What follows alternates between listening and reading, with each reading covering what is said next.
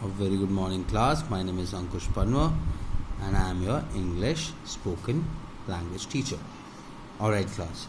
So I'm just hoping that everyone is, practicing English, all the words and all the sentences that I have given, and now that we have started a new thing, that is the vocabulary testing. I just hope आप लोग सब practice कर रहे हैं. मैंने जो words दिए हैं, जो मैंने बहुत सारे सेंटेंसेस दिए हैं जो आप अपने डेली लाइफ में यूज़ कर सकते हैं, और अब हम लोग वोकेबलरी शुरू कर चुके हैं. मैंने काफ़ी लोगों के मिस्टेक्स और काफ़ी लोगों की स्टोरीज़ नहीं पढ़े. इसलिए नहीं पढ़े क्योंकि काफ़ी लोगों ने रिक्वेस्ट किया मुझे व्हाट्सएप पे कि सर मेरी स्टोरीज़ का वीडियोस प्लीज़ मत यूज़ करना.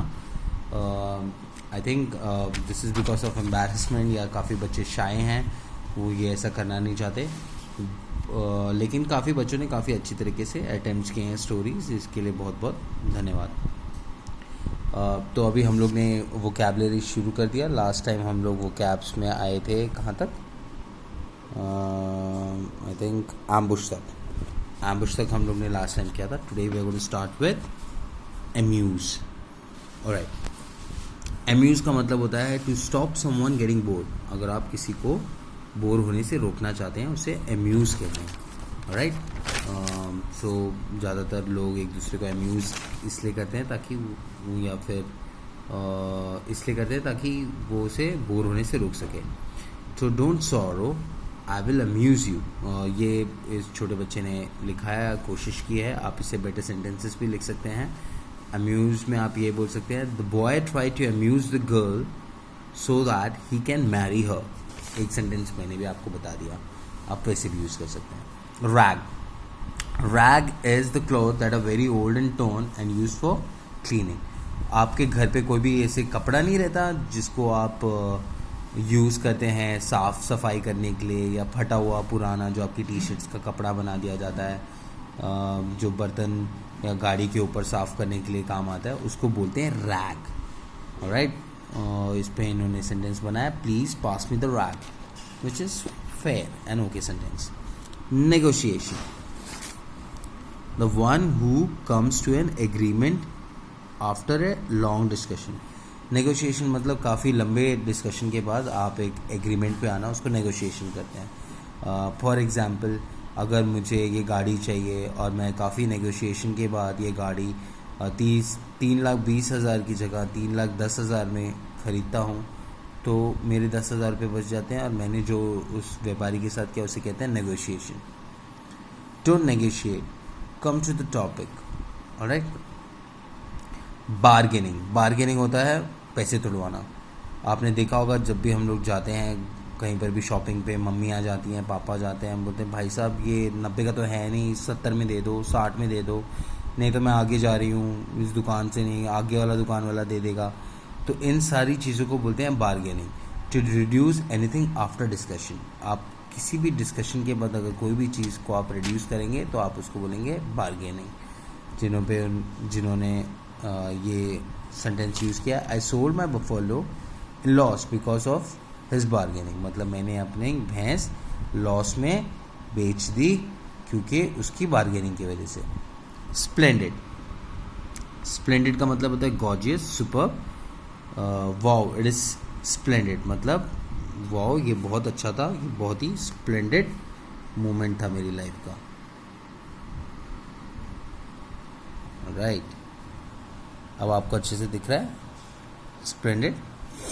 उसके बाद हम लोग आते हैं, कुछ भी चीज़ जो बहुत सुंदर दिखती है उसको हम लोग स्प्लेंडेड कहते हैं, that is gorgeous and superb.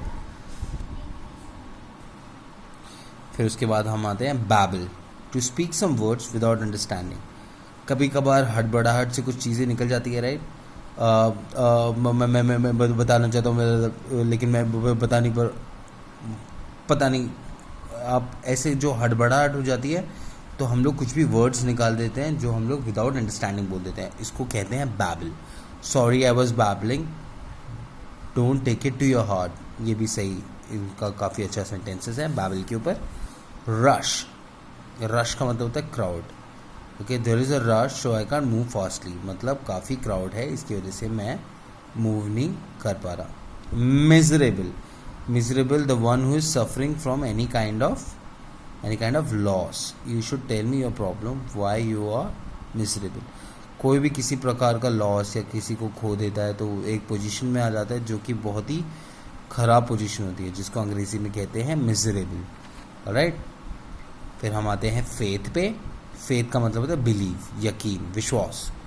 So I have a faith in God, तो मेरा भगवान पे विश्वास है, एक सेंटेंस हो सकता है। Fumble, speak awkwardly. फंबल करने का मतलब होता है जैसे मुझे टीना बुलाना था तो मैंने टीना की जगह मीना बुला दिया। तानिया बुलाना था, तानिया की जगह सानिया बुला दिया। तो मैं जब ऐसे बात कर रहा हूँ, Sania stand up, oh I am sorry, Tania stand up. जब मैं ऐसे करता हूँ ओह आई एम सॉरी, मतलब मैं कोई चीज़ ऑकवर्डली स्पीक कर गया या मैं फंबल कर गया। मुझे बोलना था कुछ, निकल गया कुछ, बाद में अपने आप को करेक्ट किया, उस चीज़ों को कहते हैं फंबल होना। Last but not least is ambition. Ambition बहुत ही सिंपल वर्ड है।